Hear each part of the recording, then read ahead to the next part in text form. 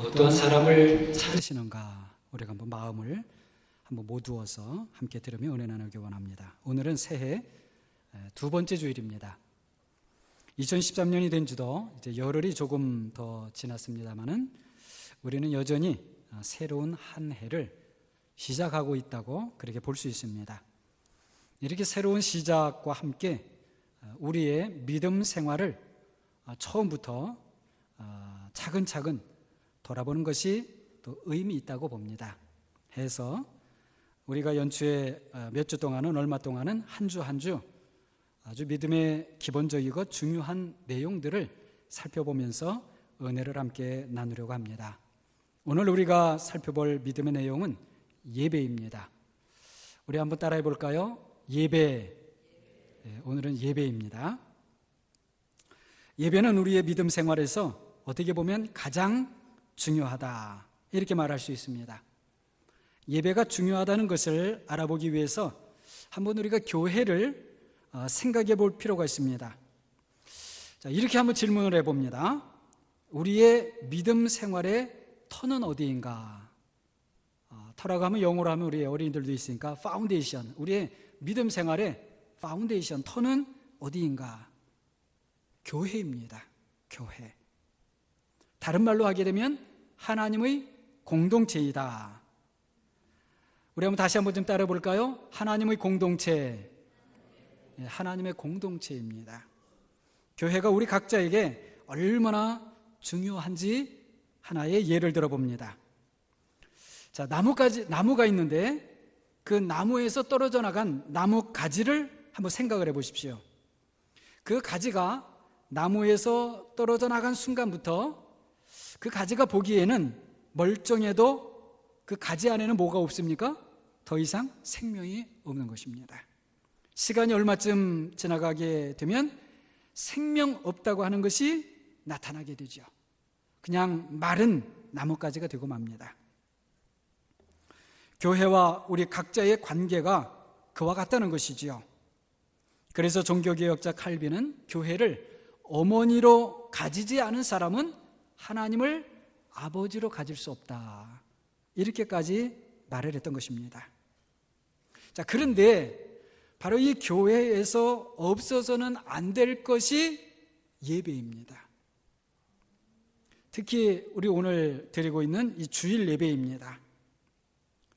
어떤 사람들이 모여서 성경 공부를 한다고 해봐요. 열심히 성경 공부를 해요. 어떤 사람이 모여서도 기도회를 열심히 모이고 한다고 해보세요. 그런데 거기에 예배가 없다면 그건 교회가 아닙니다. 반대로 다른 활동은 예를 들어서 아무것도 안 한다고 해도 그 사람들이 모여서 바른 예배를 드리고 있다면, 오직 예배만이라도 바르게 드리고 있다고 한다면 그것은 뭐냐면 교회예요. 그만큼 예배는 교회의 핵심이고 또 우리의 믿음 생활의 가장 중요한 부분이라는 겁니다. 사실은 우리가 이렇게 볼 수가 있습니다. 어떤 분들은 뭐 성경 공부하는 거 좋아하고 또 같이 모여서 뭐 기도 열심히 하는 거 좋아하는 분들이 있어요. 자, 성경 공부 왜 합니까? 성경을 왜 알려고 합니까? 왜 그래요? 사실은 예배를 더 잘 드리기 위해서라고 말할 수 있는 겁니다. 성경 공부는 많이 했는데 예배를 잘 못 드려요?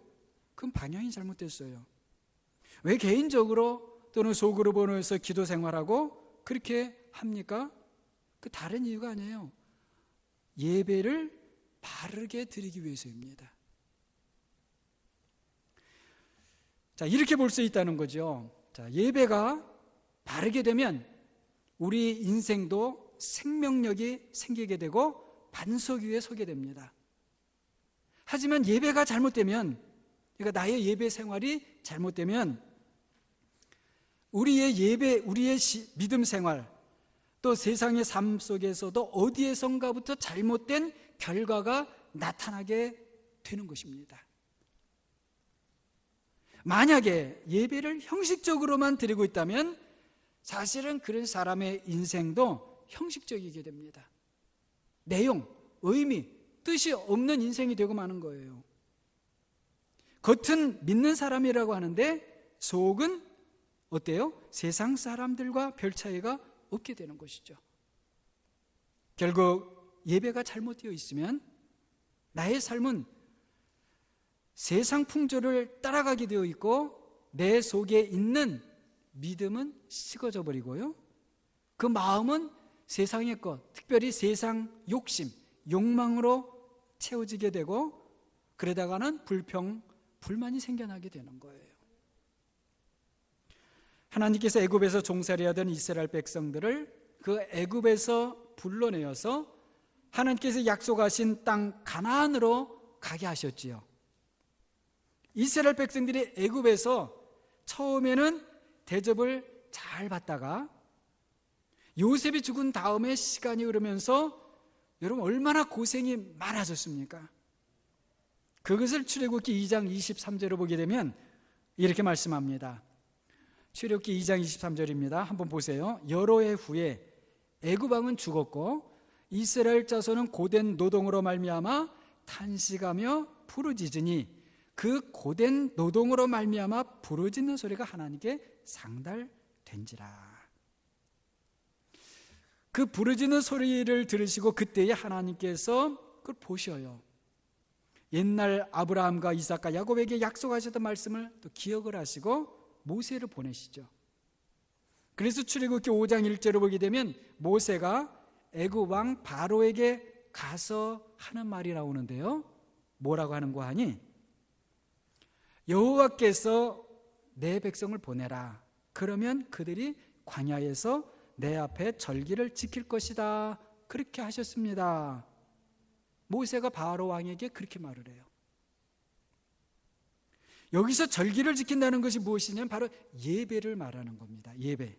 그러니까 하나님의 백성인 이스라엘이 애굽 종살이 하던 데서 나와서 하나님을 예배하는 백성이 되어야 한다는 것입니다.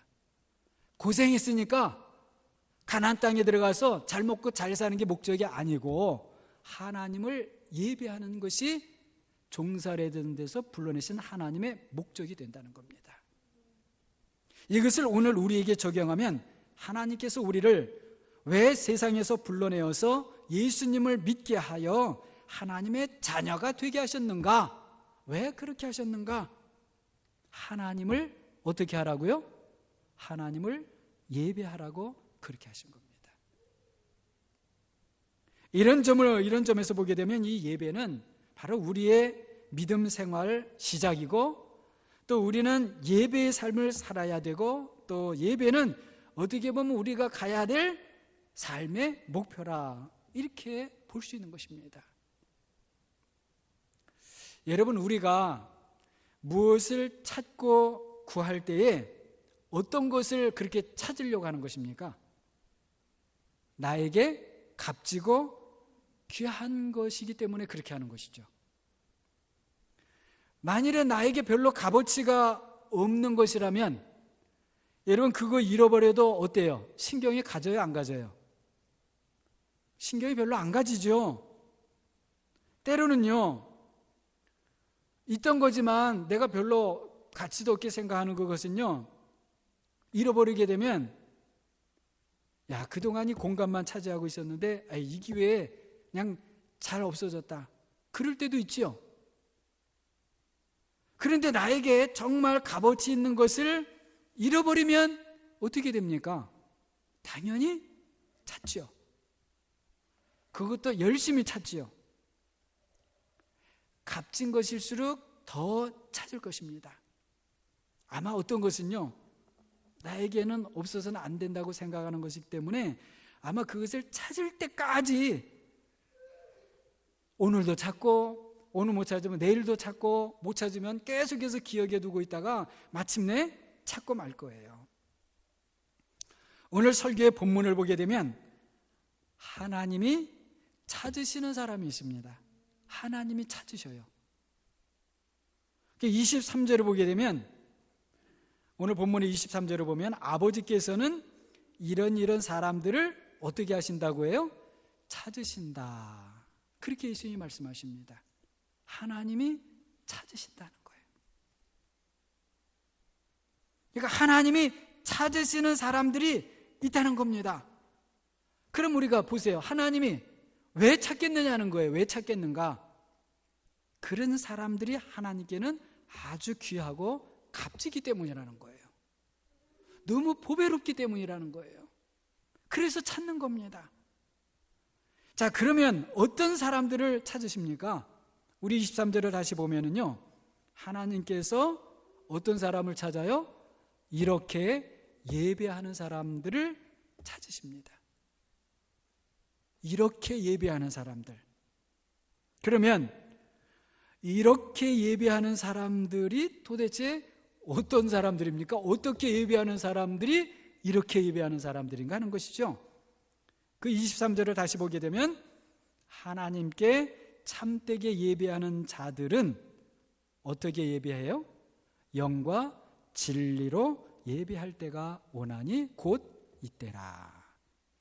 그런데 이런 사람들을, 이렇게 예배하는 사람들을 찾으신다는 거예요. 그러니까 이렇게 예배하는 사람들은 어떻게 예배하는 사람이에요? 영과 진리로 예배하는 사람들입니다.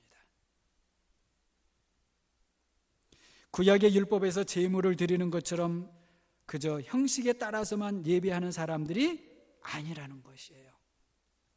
오늘도 우리에게 적용을 하게 되면 시간이 이렇게 정했으니 그냥 나오고, 예배 순서는 이렇습니다 하니까 그냥 따라서 쭉 하고, 그거는 형식에 따라서 그냥 하는 겁니까? 영과 진리로 하는 겁니까? 그건 그냥 형식에 따라서 하는 거라는 거죠. 그런데 그렇게 하면서도 어떻게 해야 되는가? 영과 진리로 하는 그 사람을 하나님이 찾으신다는 겁니다. 이것을 영어로 하게 되면요, in spirit and truth. 사실은 영과 진리인데, 요한복음에서 영어로는 스피릿이죠. 이렇게 했을 땐 대부분의 경우는 성령을 가리키는 겁니다.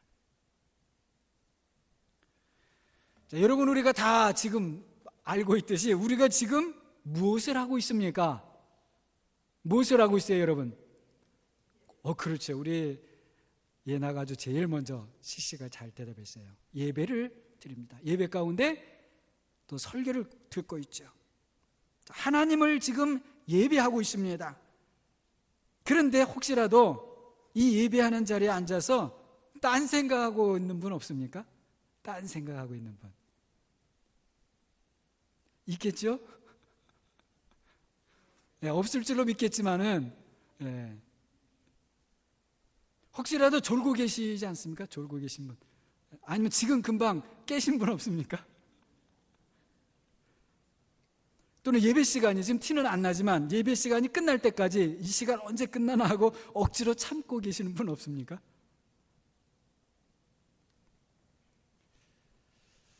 분명히 말씀드리면 제가 정죄하는 것은 아닙니다. 혹시라도 이런 사람들이 있다면 영과 진리로 예배하는 사람들은 아닙니다. 어떤 분은요, 그냥 별 생각 없이 예배 참석해서 예배를 시작했다가 설교 시간이 되면 졸기 시작하고, 설교가 마치면 겨우 그때 깨가지고 예배가 마치면 또 아무 생각 없이 집으로 돌아가는 사람들도 계시답니다.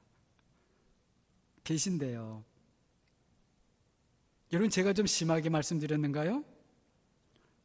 그런 사람이 정말 있는 모양이죠. 저는 없는 줄 알았어요. 근데 그런 사람이 있다는 거예요. 여러분, 초신자일 때는 그럴 수 있다고 봅니다. 그런데 초신자가 아닌데도 그런 성도들이 있다는 거예요. 그런 사람들이 있다는 거예요. 저도 어떨 때 솔직히 듣습니다. 어떤 분은 설교 시간이 쫄립다는 분이 계셔요. 저 그럴 수 있다고 봅니다. 설교자로서 더 잘 준비를 해야 될 것입니다. 그런데 저는 적어도 이렇게 말씀을 드리고 싶어요. 만약에 저의 설교 시간이 졸립다면 그 시간에 차라리 설교 본문을 읽고 또 읽고 차라리 그렇게 하세요. 성경을 보세요. 그래도 시간이 혹시라도 안 가신다면 좋습니다. 다른 성경 내용이라도 보세요. 읽으세요. 제가 여기서 그것까지 모르잖아요. 성경을 보고 있는데. 말소리 때문에 성경이 있는데 방해가 되면 그땐 좀 설교도 좀 들으세요. 혹시라도 설교 듣는 게 힘들면 성경을 보세요. 어떻게 해서든지 진리인 말씀에 초점을 맞춰보세요. 하나님의 성령이 내 마음에서 역사하실 것입니다. 하나님의 성령은 반드시 말씀이 있는 곳에서는 역사가 일어나는 거예요. 하나님은 하나님에게 영과 진리로 예비하는 사람들을 지금도 찾고 계시는 분이신 것을 믿으시기 바랍니다. 그렇다면 영과 진리로 예비한다는 것은 무엇인가? 21절을 보게 되면 여자여 내 말을 믿으라. 이 산에서도 말고 예루살렘에서도 말고 너희가 아버지께 예배할 때가 이른다. 이렇게 말씀하십니다. 이것은 예수님께서 이 세상에 오셔서 하늘의 모든 비밀을 우리에게 가르쳐 주신 이후부터는 예배가 장소나 환경의 문제가 아니라는 것입니다. 사실은 그 전에도 그랬지만 예수님께 오신다면 그게 이제 아주 명확해지게 된 것입니다. 근데 사실은 예수님 시대 이전에는 어땠습니까? 유대인들은 예루살렘에 가야 됐죠. 예루살렘에 왜 갑니까? 거기에만 뭐가 있어요? 거기에만 하나님의 성전이 있기 때문이에요. 여기에 대해서 사마리아 사람들은 유대인들에 대해서 이렇게 말했습니다. 유대인 너희들이 예루살렘에서 예배하는 것, 그것만 바른 예배라고 할 수 있느냐? 우리는 사마리아 여기서 하나님을 예배한다 이랬습니다.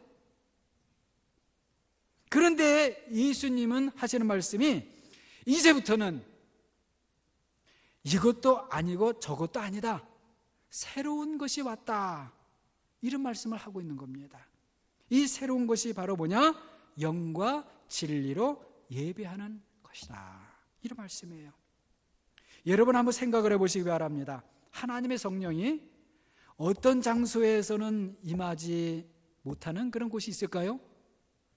장소에 따라서 하나님의 성령이 임하는 곳도 있을 수 있고 아닌 곳도 있을 수 있을까요? 아니죠. 하나님의 진리가 어떤 사람에게는 필요하고 어떤 사람은 필요하지 않고 그렇습니까? 아니지요. 여러분, 우리는 화려하고 큰 건물에서 하나님을 예배할 필요도 없고 사람들이 꼭 많아야 할 필요도 없는 것입니다. 가장 중요한 것이 무엇인가? 우리는 어느 곳에서든지 영과 진리로 하나님을 예배하는가? 이것입니다. 우리가 오직 영과 진리로 하나님을 예배한다면 그곳이 지하 감옥처럼 어둡고 누추한 곳이라도 상관없습니다.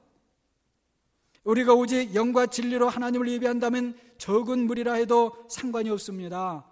나이가 많고 적고 인종이 다르고 피부색이 어떻고 많이 배우고 적게 배우고 세상에서 지위가 높고 낮고 가진 것이 많고 적고 다 상관이 없는 것입니다.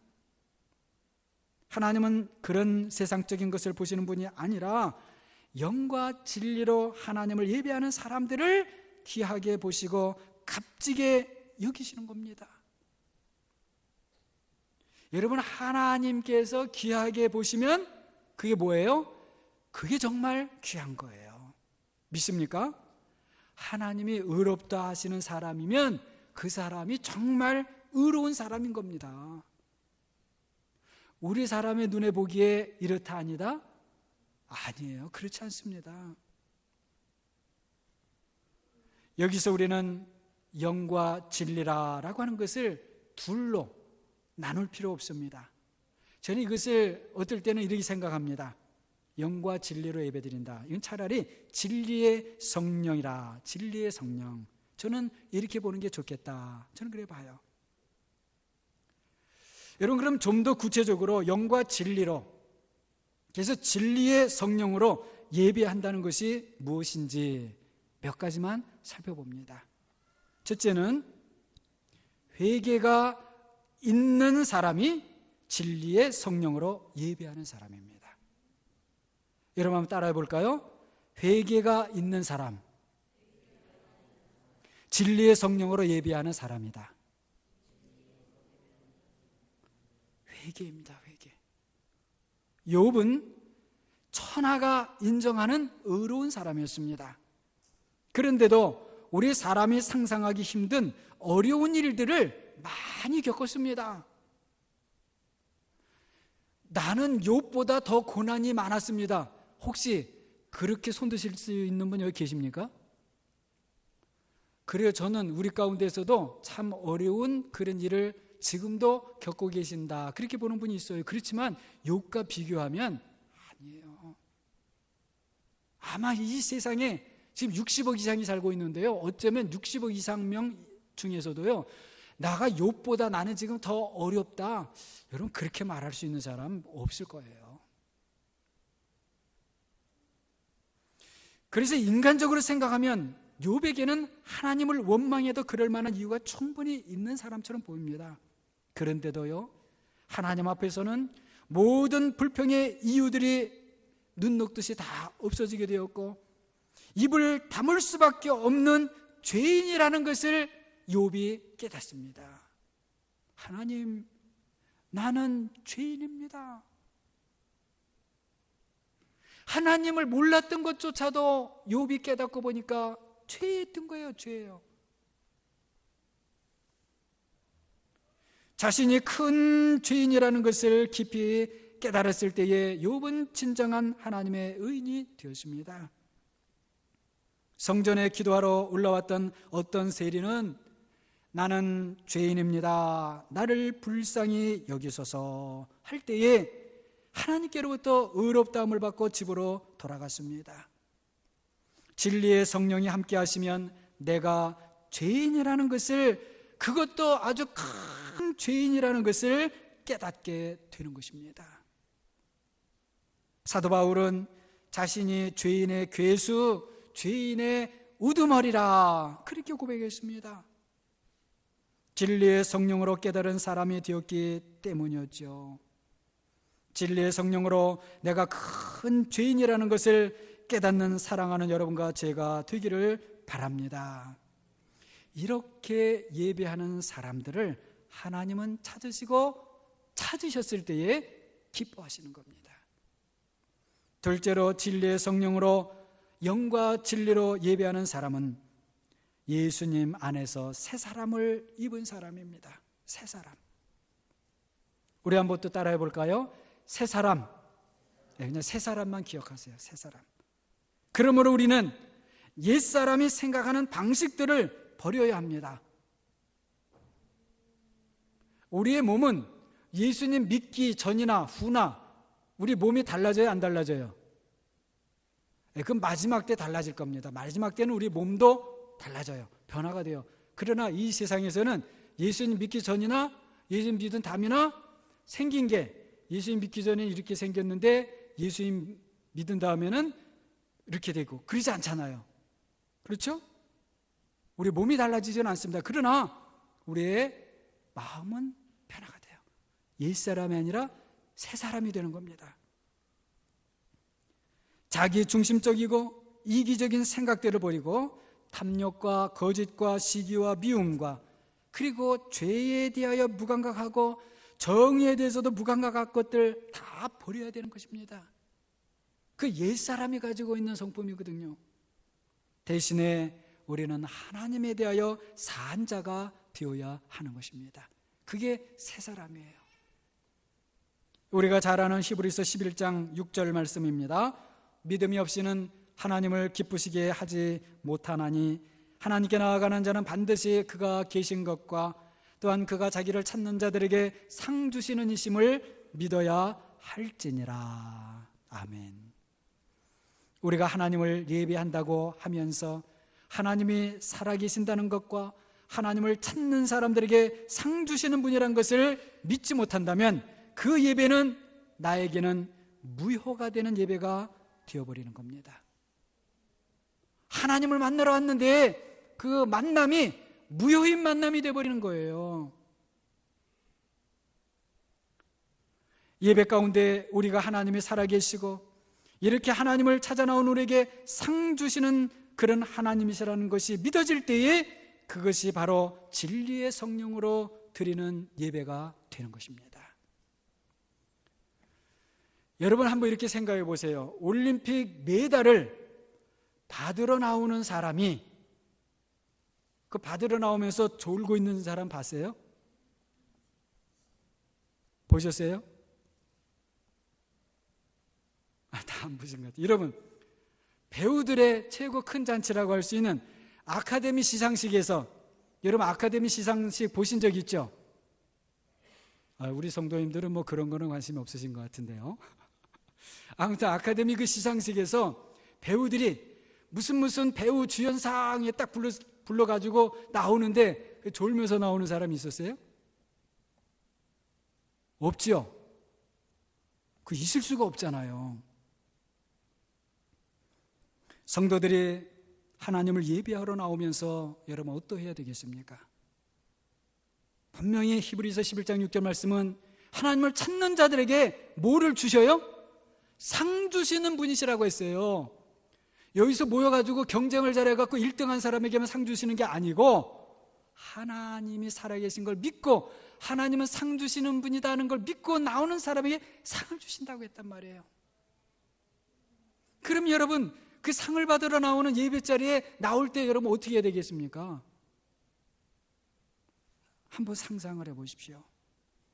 진리의 성령이 함께 하시면 하나님의 말씀이 내 귀에 들려지게 되고 하늘의 실상이 느껴지게 되고 반모 섬의 유배 중이었던 사도 요한처럼 기도 중에라도 하늘이 열리는 것입니다. 하늘의 실상을 모르고 이 땅밖에는 모르고 세상의 일밖에는 모르고 또 하나님의 나라의 실상을 모른 채 세상을 사는 성도들이 있다면 그것은 참으로 안타깝고 불쌍하기까지 한 것입니다. 그래요, 우리는 물론 다 약합니다. 육신이 약하지요, 마음도 약하지요. 참으로 약합니다. 들을 수도 없고요, 또 볼 수도 없이 약합니다. 그러나 진리의 성령이 함께 하시면 그리스도의 강함을 입게 되고요, 그래서 약하지만 강하게 됩니다. 들을 수 없으나 듣게 되고 볼 수 없었으나 보게 되는 줄로 믿습니다. 마지막으로 진리의 성령으로 예배하는 사람은 예배 때마다 예수님을 새롭게 만나게 됩니다. 왜 그렇습니까?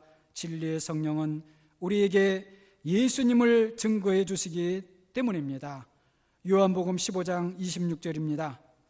내가 아버지께로부터, 한번 보시죠. 내가 아버지께로부터 너희에게 보낼 보혜사 곧 아버지께로부터 나오시는 진리의 성령이 오실 때에 그가 누구를요? 나를, 여기서 나를이 누굽니까? 예수님을 증언하실 것이요, 그래 했죠. 또 요한복음 15장 다음에 16장 13절과 14절을 보게 되면 이렇습니다. 그러나 진리의 성령이 오시면 그가 너희를 모든 진리 가운데로 인도하시리니 그가 스스로 말하지 않고 오직 들은 것을 말하며 장래일을 너희에게 알리시리라. 그가 내 영광을 나타내리니 내 것을 가지고 너희에게 알리시겠음이라. 이렇게 말씀을 해요. 진리의 성령님은 우리가 이 세상에서 나를 구원하실 분은 오직 예수 그리스도 한 분이시라는 것을 일깨워 주시는 것입니다. 예수 그리스도 그분은 하나님이시지만 자신을 하나님과 동등되게 여기지 않으시고 자신을 비워 종의 모양을 가지시고 우리 사람과 같이 되셨고 그리고 십자가에서 죽으시기까지 순종하셨다는 것을 새롭게 일깨워 주십니다. 지난번에 들었는데도요, 이번 주에 들으면 그게 또 새롭게 들려요. 왜요? 진리의 성령이 역사하면 그렇게 되는 거예요. 그래서 돈보다도 세상의 어떤 지식보다도 어떤 명예와 인기보다도 예수님이 귀하다는 것을 또다시 그리고 또다시 새롭게 일깨워 주시는 겁니다.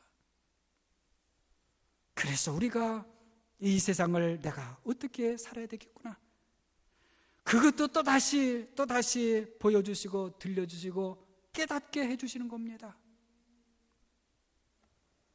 우리의 하나님은 지금도 이 시간에도 영과 진리로, 진리의 성령으로 예배하는 사람들을 찾으십니다. 그리고 그런 사람들을 찾으셨을 때에 기뻐하시는 겁니다. 그런 하나님의 기쁨이 있는 곳에는 세상의 슬픔은 그 순간 다 물러가는 거예요. 세상의 어떤 어려움과 두려움과 슬픔도 하나님의 기쁨을 이길 수 있는 것은 없는 줄로 믿습니다. 우리가 꼭 명심해야 하는 것이 있습니다. 그런데 우리가 꼭 명심해야 되는 것이 있다는 거예요. 세상의 삶을 영과 진리로 사는 사람들이, 진리의 성령과 함께 세상의 삶도 사는 사람들이, 예배도 바로 진리의 성령으로 예배하는 사람들이 된다는 것입니다.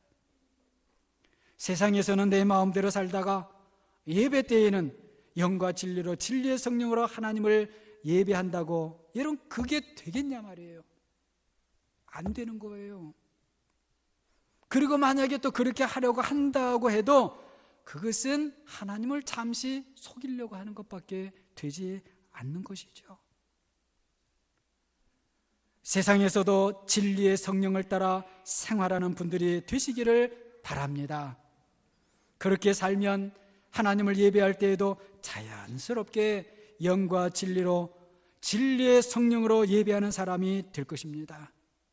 오늘 말씀처럼 영과 진리로, 진리의 성령으로 하나님을 예배하심으로 하나님의 찾으시는 분들이 다 되시고, 그래서 하나님의 기쁨 가운데 머무시는 사랑하는 여러분이 모두 되시기를 주님의 이름으로 간절히 축원합니다.